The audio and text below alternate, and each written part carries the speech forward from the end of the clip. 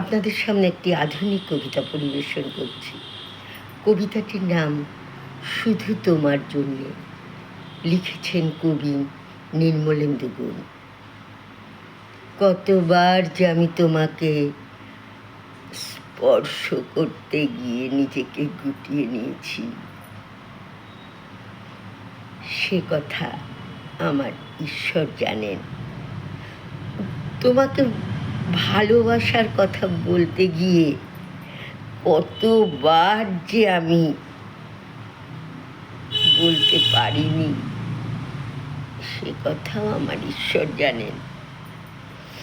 তোমার হাতের মৃদু কড়া নাড়ার শব্দ শুনে জেগে উঠব, দরজার সামনে গিয়ে চুম্বকের মতো গেঁথে রাখবো নিজেকে, আমার কর্ণযুগলকে। তুমি এসে আমাকে বলবে, এই ওঠো, আমি এসেছি, ওঠো। আর আমি কি শুনলাম, এমতো উল্লাসে নিজেকে নিক্ষেপ করব তোমার উদ্দেশ্যে।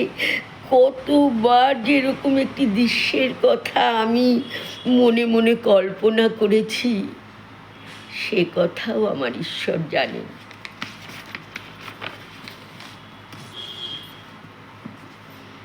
আমার চুল পেকেছে তোমার জন্যে, আমার গায়ে জ্বর এসেছে তোমার জন্যে। আমার ঈশ্বর জানেন আমার মৃত্যু হবে তোমারই জন্যে।